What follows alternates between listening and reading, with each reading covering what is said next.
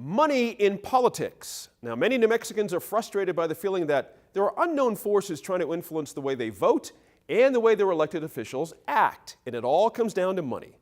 This month, Secretary of State Maggie Toulouse-Oliver announced she wants to make some significant changes to the way this money can flow through the system. Correspondent Gwyneth Dolan sat down with Ms. Toulouse-Oliver to talk about what these changes could mean for you. Secretary of State Maggie Toulouse-Oliver, thank you so much for being with us today. Happy to be here. You are proposing to change some rules about the way money gets spent on politics in New Mexico. In one part of these proposed changes, you want to give candidates and elected officials more information about what they can spend their campaign money on. What are you trying to say here? Well, that's right, Gwyneth. And actually, we're not even changing the rules because technically rules aren't even on the books yet. When the legislature initially passed the Campaign Reporting Act, it gave the Secretary of State a lot of authority to try to drill down and provide clarification to candidates and campaigns about how they can spend their money. So what we're doing is trying to finally do that for the first time here in New Mexico. It's really important for candidates and campaigns and for our office to know and understand what the guidelines are. Because we've had some problems with this, right? We've had people spending money on massages and truck tires and a bunch of wild stuff. Right, so state statute basically says that you can use your campaign funds for anything related to the campaign, or if you're a legislator, related to the duties of the office. But that's all it says, so it's extremely broad. So what we're trying to do is provide some clarification, and in that clarification, we are asking folks to explain when they make a campaign expenditure to be very specific about how that expenditure related to the campaign. So if you spent $500 on airfare, well, airfare to where and to do what, for example? So what would be something that you would say not covered? This isn't what the law intended.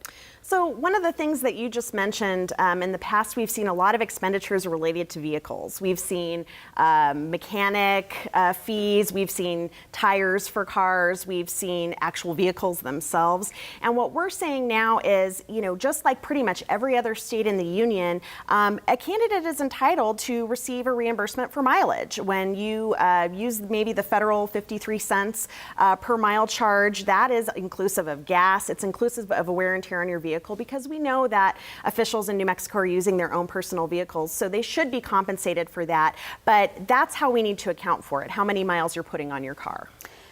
You're also making some changes about things we've been talking a lot about for a while now. Campaign ads, spending on these mailers and the TV ads. What are you proposing to change there?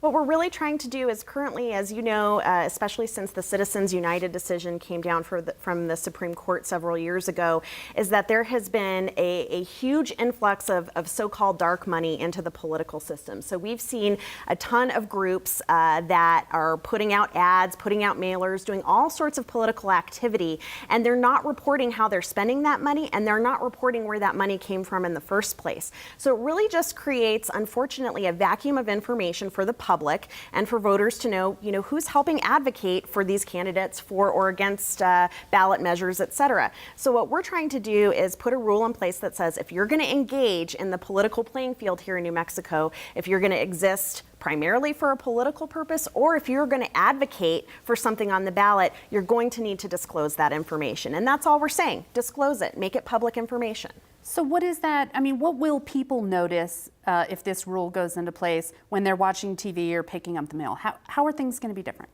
Nothing will really be that different in terms of what you see on TV or what you see in the mail. What will be different, though, is now if you go to the Secretary of State's Campaign Finance Information website, you'll be able to see that that particular group raised a certain amount of money for a particular effort and spent a certain money. And how did they spend that money? Well, they spent it on the TV ads, they spent it on the mailers, etc. That stuff won't be behind closed doors. It won't be unavailable to the public anymore.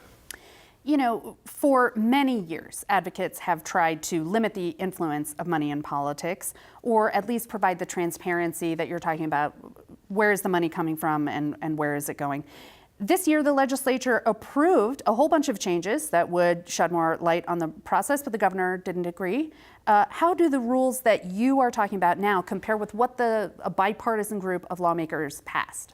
So the rules that are being proposed actually draw primarily from that particular legislation, Senate Bill 96. The only thing that we're doing in the rules that the legislation did differently are certain things that only fall under the purview of the legislature. For example, changing the limits on how much a candidate can raise. At this point, we're taking all of the things from Senate Bill 96 that we do have the authority within our rulemaking power in the Secretary of State's office to do, and try to push that forward. So that, that package did have bipartisan approval, but there is great disagreement over things like how much to disclose and what those limits should be.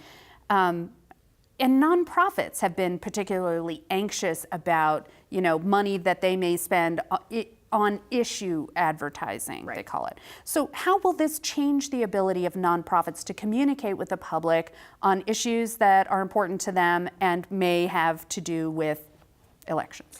So I think this is a great opportunity to talk about, one of the myths that's surrounding what we're trying to do here. We're not trying to limit the ability of groups to do what they're already doing in any way, shape, or form. Nothing is going to change. Groups that are already doing advocacy work, that are already educating on issues, and that are already engaging in the political sphere can continue to do that work. What we are trying to do is the transparency piece of the equation, the piece that Citizens United actually very firmly upheld in that Supreme Court decision, which is that, we can't limit the activities of these groups. That's unconstitutional. But disclosure, transparency, making sure the public knows what's being raised and spent is actually a really good piece of Citizens United that we're trying to put into place here.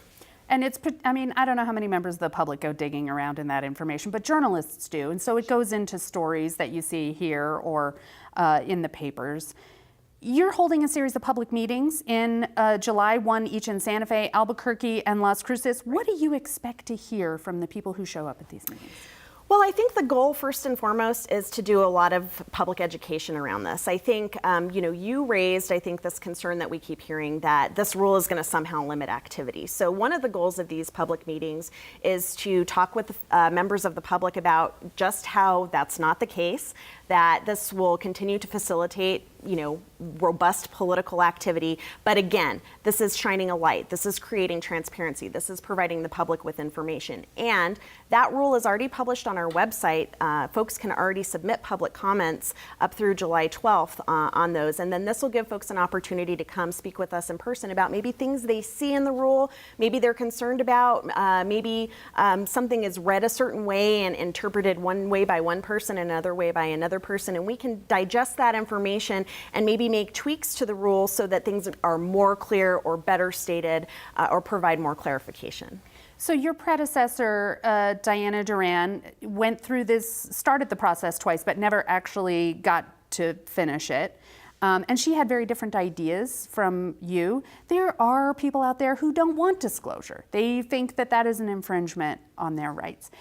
Is there anything that you might hear in these public meetings or in the comments that you get? You're taking comments via email, fax, and snail mail through July 12th on the Secretary of State's website.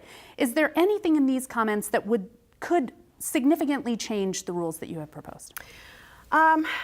There's always the potential. But what I will tell you, what the general, opposition that we're hearing, and I have to say that the opposition voices are not very large. I mean, we're talking about a handful of organizations that maybe, again, don't fully understand the goal of the rule. The goal of the rule, there's nothing in the rule that limits any political activity whatsoever. In fact, the goal of the rule is to further enhance potential political activity.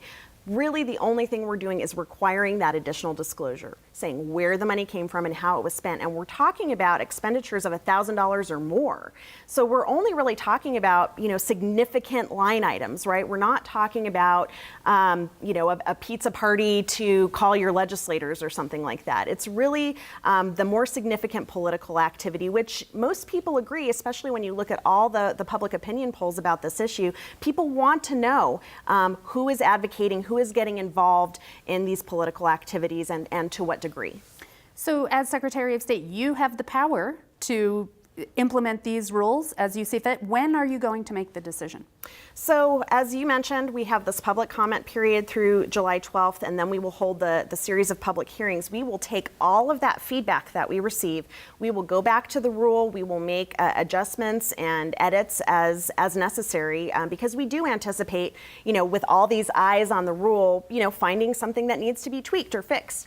And then we're going to move forward with making it official. And the goal is for the rule to be in place in early October. So right now we are in a campaign finance reporting period. Here in New Mexico, candidates are raising and spending their money. These rules won't apply to the October report. They will go into effect immediately afterward for the 2018 campaign cycle. Again, you can give public comment on these via email, fax, snail mail on the Secretary of State's website by July 12th. Thank you so much for being with us today and telling us all about it. Thanks.